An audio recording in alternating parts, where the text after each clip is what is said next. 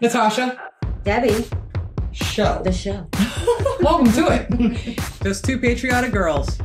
Learning about the world. So please, don't take us the wrong way.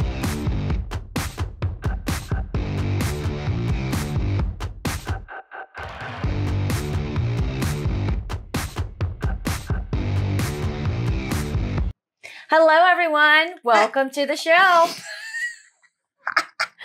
A little too soon there. We're so glad. That's what she said. Nice. I went there. I did it. You did. I'm now banned for the rest of this episode. Go ahead. If you like today's episode, guys, please hit the like button and consider subscribing. We're really glad that you guys are here today for this episode because we're excited about the topic we're about to do. Alan, I'm going to say his name wrong. It's Turing. I want to say Turing for some reason. And I don't know. It's an American thing, Turing. I think. And this is about a little bit about his life. For once in my life, I have an advantage over my gorgeous wife right here. Yeah, she's seen the movie. I haven't. I've seen The Imitation Game, but that was 9 years ago when it came out, so I don't remember a lot about it. And I know I've read, and well, not that long ago, that the movie wasn't even that accurate, and there's much more to his life than, of course, any movie portrays, about anybody. Well, good. Then I'll get my information here and not the movie. I think but then I think we should watch the movie back again after this. Sounds good. I want to. I think we'll be in the mood too as well. Yeah. And it'll make more sense in some ways, and we'll probably know, like, maybe what was not accurate. Mm-hmm. But, a genius British man. I definitely remember that. Yes. We've definitely been told that he's an unsung hero of World War II, and that we owe a lot of debt to him. Now, I know, again, a little bit of why we do, but I don't know the full story. So, very interested to hear all of that today and learn about this very intelligent British man. And do you know anything about him? No, not really, and I can't wait to Not watch. really? Do you know something, then? I don't remember anything. I remember hearing bits and pieces, but I honestly don't remember any of it. Why didn't we watch the movie together? We always watch movies together. I know. I don't know. Well, let's start this out. Alan Turing, the Enigma, and we have a lot to learn here. So here we go.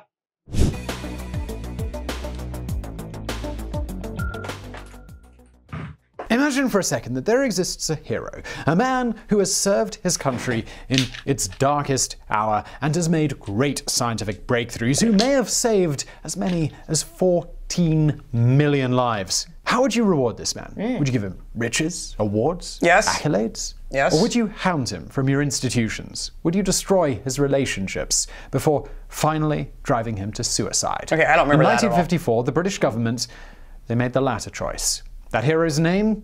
Alan Turing. Hold on. Pause on this for a second. If that was in the movie, if they even said any of that at the end, I don't remember that. Someone let me know. I honestly don't remember hearing any of that. I had no clue. So I'm more intrigued now as to how... Again, this was 9 years ago, so... Yeah. Wow. Okay, just going to rewind it back 5 seconds. Interested? Oh, yeah. Yeah. Government, they made the latter choice. That hero's name? Alan Turing. His crime? Refusing to live in the closet. A mathematical prodigy, Alan Turing escaped a troubled childhood to become perhaps Britain's greatest mathematician. The father of modern computing, he pioneered concepts of artificial intelligence and cryptography and saved millions of lives as a codebreaker in World War II. He also dared to be openly gay at a time when loving another man could see you not just jailed, but destroyed by the establishment. Join us today as we journey through the inspiring life and the tragic death of the mathematician who took on the Nazis and won. Yeah, he did.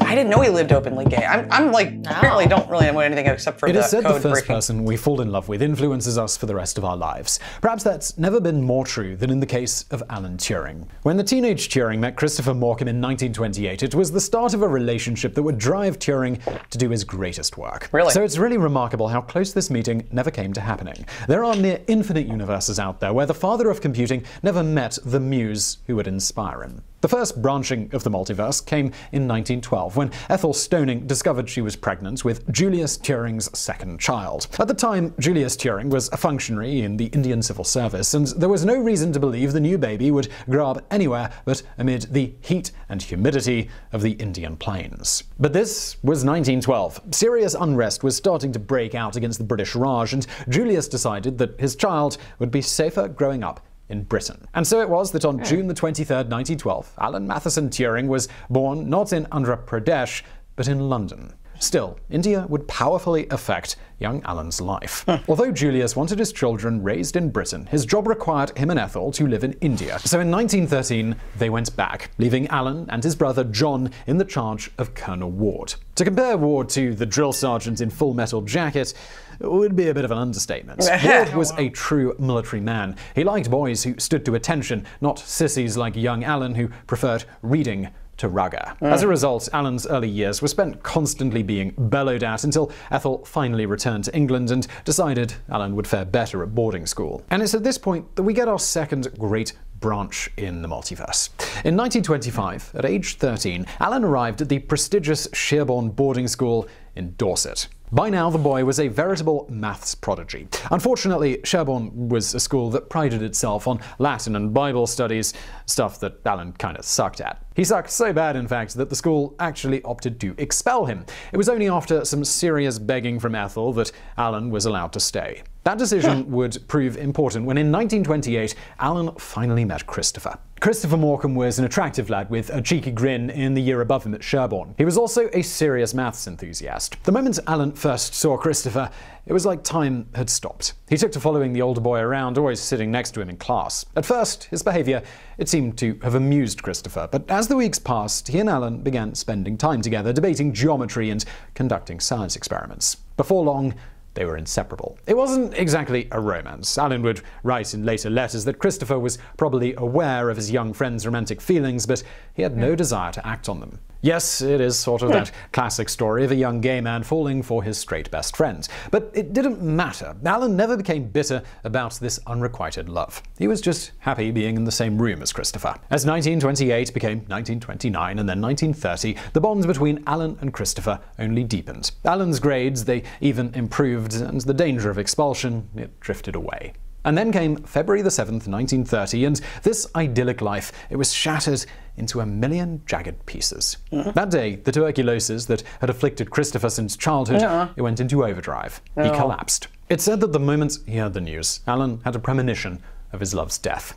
On February the 13th, 1930, Christopher Morecambe died. Okay, I'm sad. Even 18. In assembly, the headmaster gave a heartfelt speech to mark his passing. But for Alan, what use were mere words? He'd lost the one person in the world who mattered to him, the one beautiful thing in his life. From that day on, Alan Turing had simply never be the same again. To lose a best friend, whether lovers or not, a best friend at that age, it's definitely a hitch in affection in all kinds of ways. I'm thankful I never had. Yeah, this is sad. It's very interesting, but it's also very sad so far. Wow. It'll be interesting to see how it affects his life. Yeah. Let's get back in it. Nature of the spirit. As 1930 first dawned on the rolling hills of Dorset, Alan Turing had been an aimless student and a committed Christian. By the time that fateful year retreated over the horizon, he was neither of those things. Christopher's death had hit Turing like a haymaker to the stomach. He cut himself off from his religion, began trying to scientifically prove the existence of ghosts, anything to give him hope that his one love hadn't been erased from existence. I worshipped the ground he trod on, Turing wrote to Christopher's mother. It was no exaggeration. For the rest of his life, Turing would always remember the first boy he fell for. But life, it goes on. In 1931, Turing left Sherborne, enrolled at King's College, Cambridge, where he studied maths and dabbled in anti-war politics. Yet, even here, the ghost of Christopher, it was never far away. In 1932, Turing wrote Nature of the Spirit, a hopeful essay that attempted to use the brand new field of quantum mechanics to suggest that our spirits might live on in eternity. Turing was still clearly in the denial stage of tragedy, but this flirtation with the otherworldly, it wouldn't go to waste. The papers Turing studied during this period would directly influence his later work. The next few years, they passed in numbed heartbreak. At Cambridge, Turing had his first sexual encounters with other boys. He also earned a first degree in mathematics. Aged 22 in 1935, he was even made a fellow. Finally, that same year, the broken young man discovered a reason to keep on living. In 1935, Turing began working on a famous maths problem using some of the ideas that he'd cultivated while researching Nature of the Spirit. 1 year later, in 1936, he finished his masterpiece on computable numbers with an application to the Einstein problem. Sorry about my German there. But don't let let this name put you off, you're still living with the insights of this paper to this very day. The actual point of Turing's paper is really beyond the scope of the video today, but part of it revolved around a thought experiment using something called a Turing machine. To create the thought experiment, Turing proved how you could take the then human process of computing numbers and create a machine capable of doing the same. That's right, as a byproduct of solving a maths problem, Turing invented the basis for modern digital computers. This was a truly dazzling step of mathematical logic, a real once-in-a-lifetime achievement. Well, that's it was also thought to be cool. hopelessly hypothetical, something that was theoretically sound, but nothing that any modern human could ever hope to build. Right. Nonetheless, Turing moved from Cambridge to Princeton, New Jersey in September of 1936 to keep working on his concept. While he was in the USA, he happened to catch an animated film at the cinema. Friends later said the mathematician was completely bowled over by Disney's Snow White, particularly the scene where the Wicked Queen makes an apple deadly by dipping it in a cauldron while whispering, "Dip the apple in the brew, let the sleeping death seep through." And that, my friends, that's what we call foreshadowing. In 1938, Turing finally returned to the UK, where he picked up a job with GCCS, the pre-World War II British Signals Interception and Code Cracking Branch. He was originally only going to stay there for a year. In fact, in summer of 1939, Turing was offered a teaching job at a university. But as you'll already know, summer of 1939 was when the fate of Europe changed forever. It was at this point that Turing was really only weeks away from a meeting with destiny. All right, I'm gonna pause right there. So, everything he's already said to this point, I had no idea. And I'm starting to think that I really don't know anything about this gentleman, other than just the simple code breaking. That doesn't help you give anything away to you, really. No. That's all I know. That's all I remember from the movie. I mean, this is all interesting to see that, like, back in the 30s, that things were going on in the mathematical world to end up with our computers today. Yeah. All right, so it's time for us to rewind the clock back a little on our story, all the way back to 1918.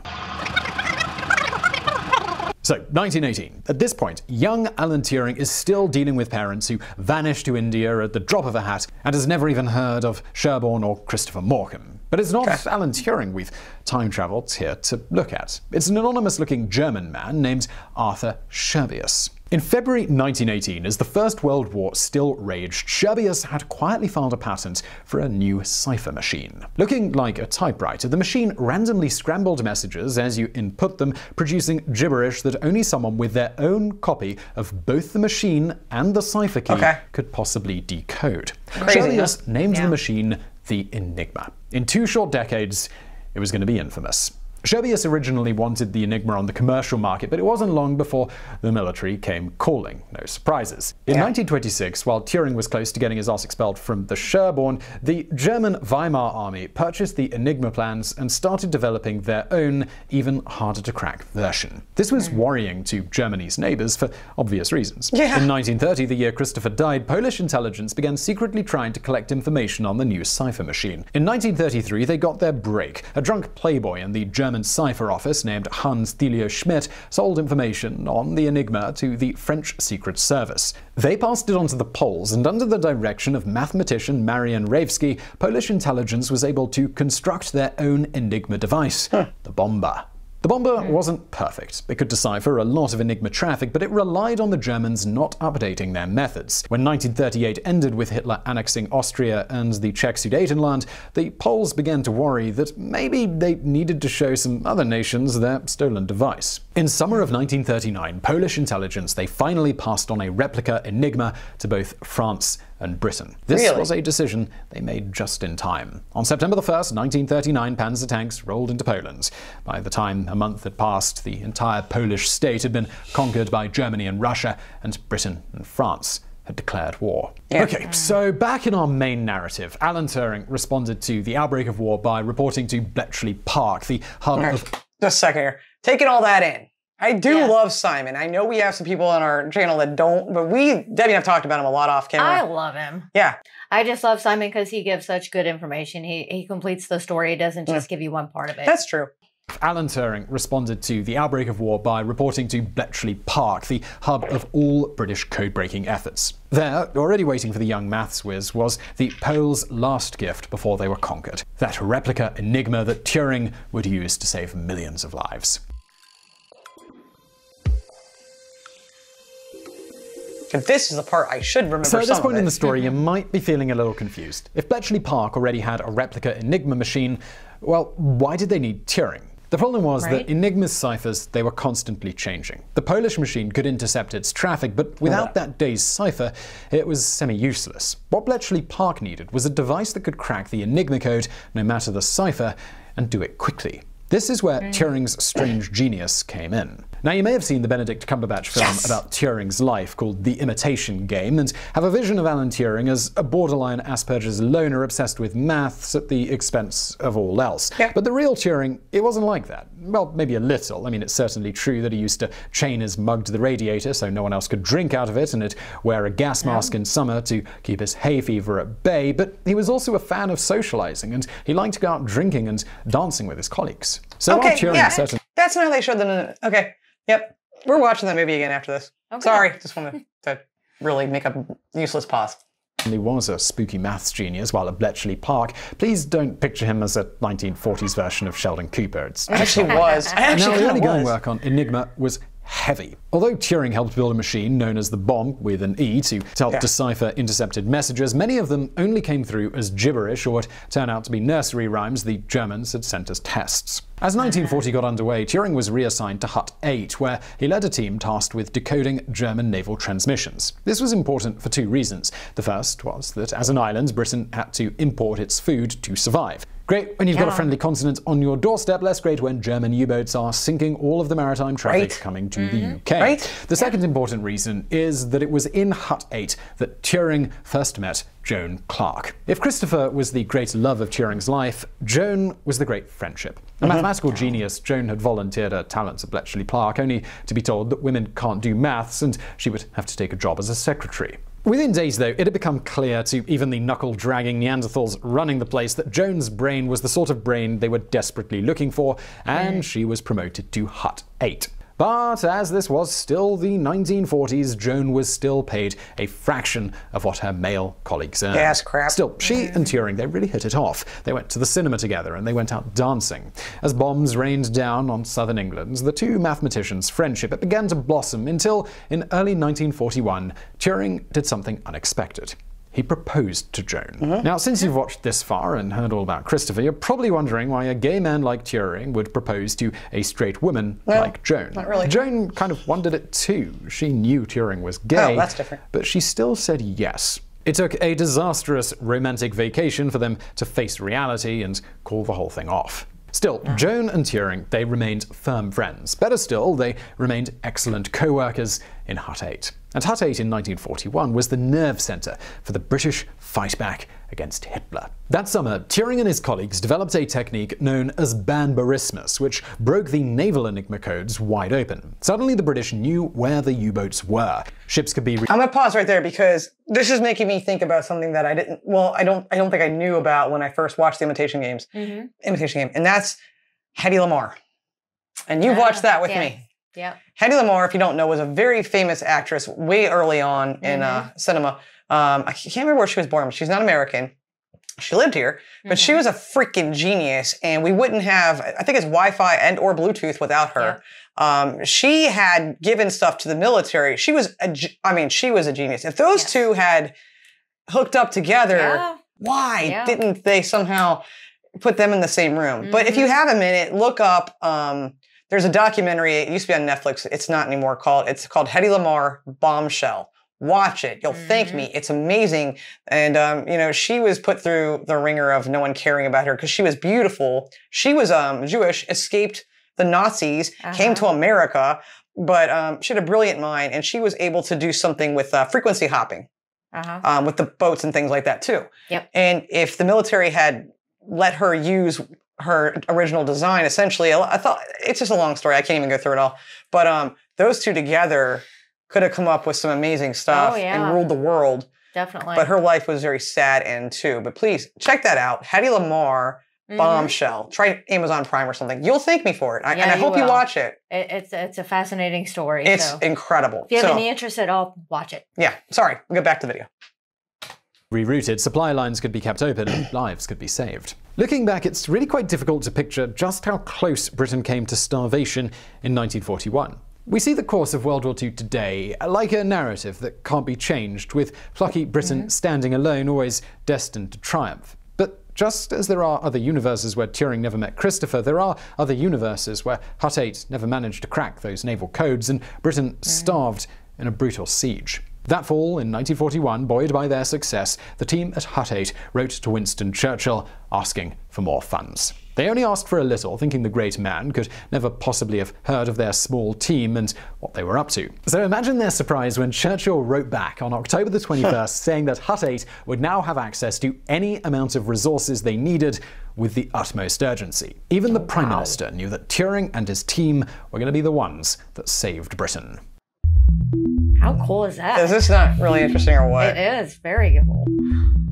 By early 1942, Bletchley Park analysts were decoding on average one German message every 2 minutes, or around 84,000 a month. Yet, even as they saved millions of lives and helped decisively turn the war, the team were forbidden from telling anyone about their achievements. As a result, many suspected the Hut 8 team of refusing to help the war effort. Turing's landlady actually accused him of malingering and called his refusal to enlist a disgrace. Yeah, among the people in the know, though, Turing's reputation was soaring. In December of 1942, he was cleared for travel to the USA and given a top-secret security clearance to help American codebreakers. But by March 1943, he had been recalled to Bletchley Park as he was just too invaluable to be away in America. Of course. As 1943 became 1944, the tide of war began to turn. In the summer of 1944, D-Day dislodged the Germans from their once unassailable position in France. What followed was a slow-motion collapse of the Third Reich that killed more people than perhaps any other war in history.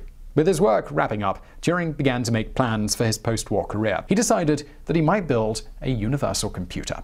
Around this time, he also seems to have decided to start living mostly out of the closet. Turing was now a hero, a man whose work had saved Britain from starvation. I mean, who could possibly object to a war hero who just happened to love other men? Finally, in August of 1945, nearly 3 months after the collapse of Nazi Germany, Japan formally surrendered to the Allies. The Second World War, it was over. For Turing, this meant an OBE, one of Britain's highest honours. It also meant being told to never, ever reveal what he'd done at Bletchley Park. Not that Turing cared. That does stink. Yeah. You did all that and saved almost everyone in the world. Don't tell anybody what you were doing. But you did nothing. You were just some pathetic person who wasn't even serving, you know? Yeah. That's horrible. I mean, I get why. I get it. Yeah. But after the fact, I'd be like, yeah, guess what? You owe your life to me. Anyway, sorry. He was a hot property now, a genius that everyone was clamoring for. In 1946, the National Laboratory commissioned him to build the first modern computer, the ACE. Had it been finished, it would have been the most powerful early computer by far. Sadly, though, the NPL balked at the cost and decided to build a smaller version known as the Pilot ACE. Yeah, it looks While tiny. The Pilot ACE was a milestone in computing, it was overshadowed by the Royal Society Computing Machine Laboratory at Manchester's own effort, the first working electronic stored digital computer. In 1948, Turing quit the NPL and moved to Manchester to join them. It was around this time that Julius Turing finally died. Turing's father had quit the Indian civil service many years before, but had mostly lived abroad for tax reasons. When he died, it was discovered that he'd rewritten his will to leave far more money to Turing than to his brother John. Like the gentleman he was, Turing disregarded his father's wishes, and the two brothers shared their inheritance equally. The 1950s dawned on a flurry of activity for Alan Turing. In 1948, the mathematician nearly competed at the London Olympics, making the shortlist for the marathon event. That's awesome! In 1950, he created the famous Turing test for determining if a machine has human-level intelligence. Finally, in 1951, he began working on the creation of artificial life, one of the very first people to do so. All in all, things were going pretty well for Turing now. He was respected in his profession, mildly famous as a mathematician, and living as close to openly gay as was possible in the 1950s. Now, you'll no doubt recall that we started this video by describing Turing's life as tragic. Yeah. Well, buckle up, because it's time for this innocent man to be brutally destroyed. No. I don't remember anything about this at all. Nothing, so... I'm intrigued. In the weeks before Christmas 1951, Alan Turing was out shopping in Manchester when he happened to lock eyes with Arnold Murray. A young man of around 19, Murray was a good-looking, working-class lad. That same day, Turing took him out to lunch and charmed him. A week later, Murray stayed the night at Turing's house.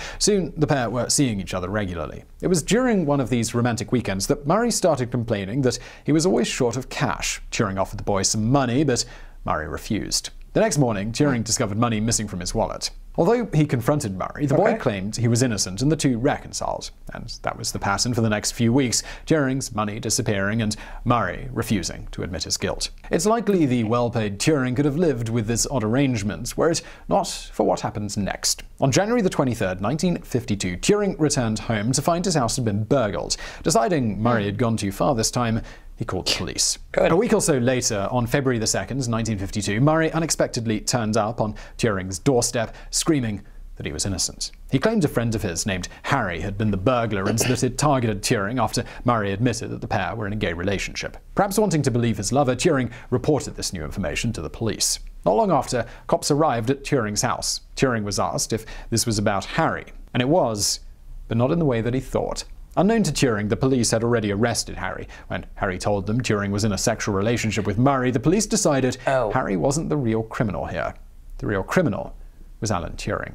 That same day, Turing was arrested on a charge of gross indecency for having sex with another man. Murray was arrested alongside him. In late February 1952, the pair attended a preliminary hearing together.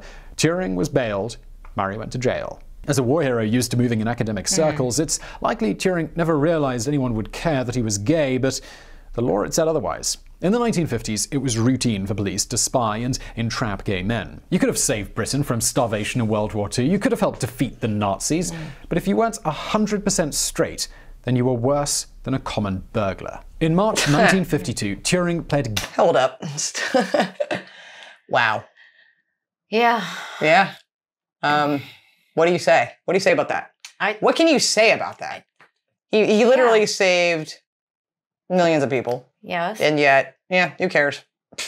But because you're gay. Going to jail. Yep. You're a criminal. Wow. Such a different world back then. Yeah. And if you look at the length of our world, wasn't that far. No. It wasn't that long ago. No. So, it's taking a second there. Okay. Here we go. Guilty to one count of gross indecency. The court originally planned to jail him, but his lawyers convincingly argued that Turing's work was of national importance. In the end, Turing was offered a choice: 1 year in prison or chemical castration. Seriously? He chose chemical castration. Oh, of course. Wow. What? Chemical castration? Wow. I mean, that's just shocking that he would choose to do that. Yeah, I don't know what the prison would have been like back then and how many people were in jail for the same thing, but would that have been more dangerous, or is it his work that he didn't want to miss out on that he chose that? I don't know. Yeah.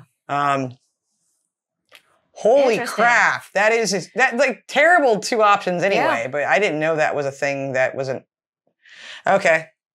Yeah, that's shocking. Rewind that 5 seconds. This is really sad. Mm-hmm. This is not how you treat a war hero. Here we go. You're in prison or chemical castration. He chose chemical castration. A course of female hormones were released into his body via an implant in the thigh. Estrogen. Chemical castration. It was designed to destroy libido and leave you impotent. It also had horrific side effects. An increased risk of cancer was one, and extreme depression was another. When the news broke of Turing's conviction, he had his security clearance revoked. His clearance for traveling abroad, it likewise went in the trash. The years of Turing the genius were over. In the eyes of the British establishment, he was now nothing but a monster. Wow.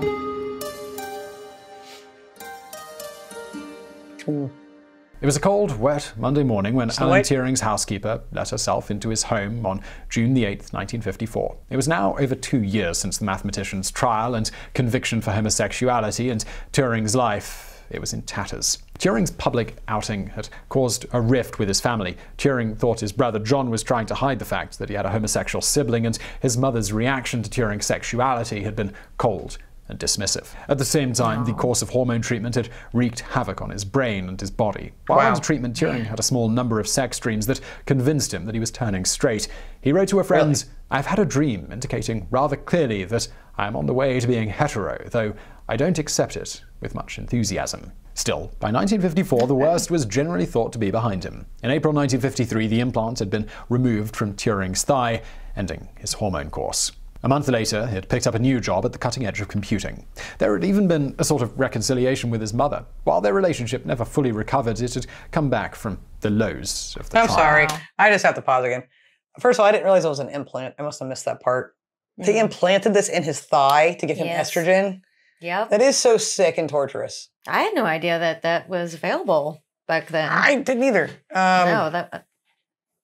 But I just feel horrible for this guy. Yeah, I mean, like they said, tragic end. I mean, he's like being tortured.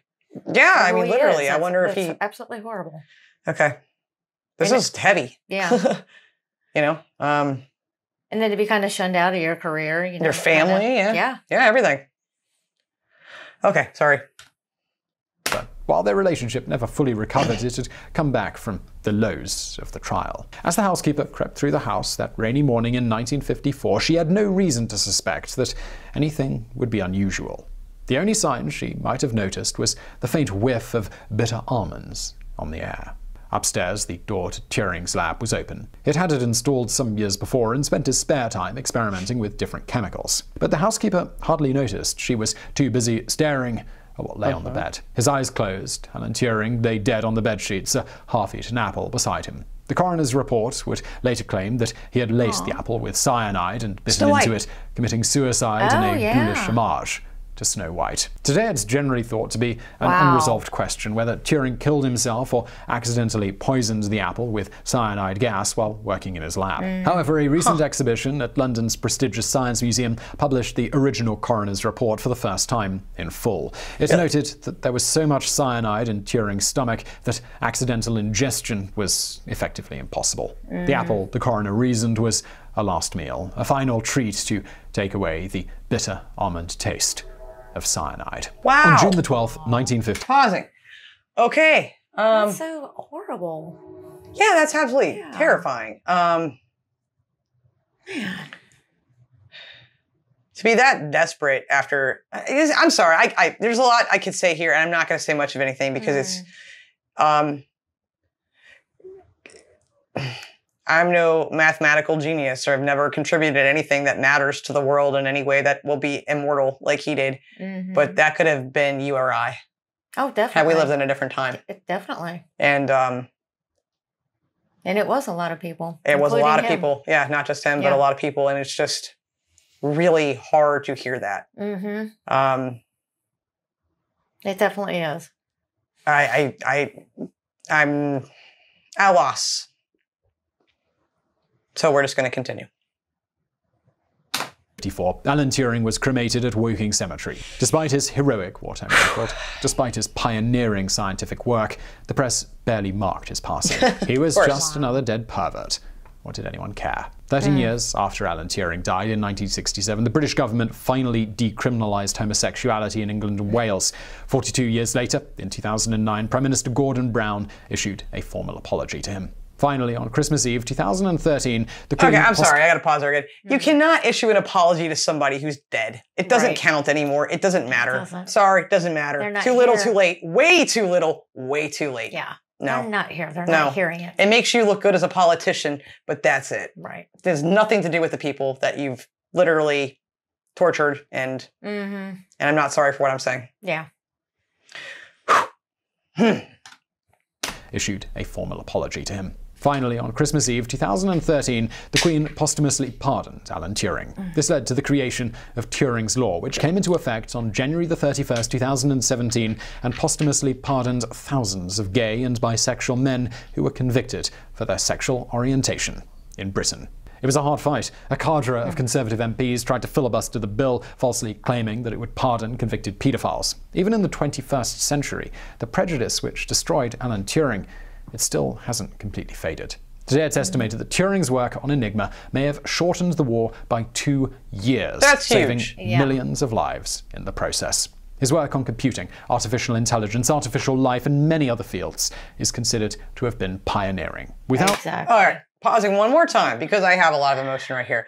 We watched the coronation with most of you, and my favorite part was at the end when all the military gave their salute to King Charles. I'd like to take a minute with you guys and give a hip hip hooray to Mr. Alan Turing. Hip hip hooray! Hip hip hooray! Hip hip hooray! Mr. Alan Turing. Thank you. Without this one remarkable man who met such a tragic end, you and I would be living in a very different world. If we'd even be alive. So I really hope you enjoyed that video. Exactly. All right, that's it. I'm not gonna lie, I'm glad that's over because it was getting a little too hard to watch. It was very interesting in the beginning to hear everything, how he grew up, his schooling, and, And his parents basically left him. They pretty much did. I think of him, I think of, like I said, Hedy Lamarr, Tesla, Nikola Tesla, of course, too. Yes.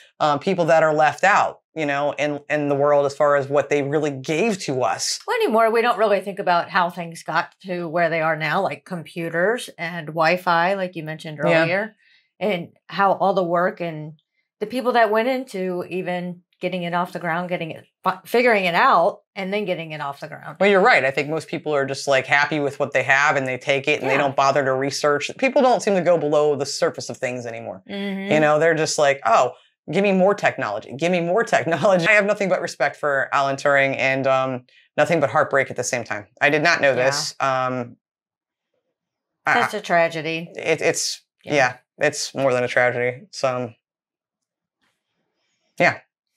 it feels weird to say this, but if you did like the video, or let's put it this way, if you like the content we put out, please hit the like button and consider subscribing to the channel. We're not, I don't know. I don't know what to say. Yeah, I mean, that was it was a lot to take in and hard to get the emotions and feelings, reactions back out into words. Thank you guys so much for watching. We appreciate you, and we'll be back soon. Until then, make sure you love like jazz. Be as strong as Tyson. Bye, guys. Bye.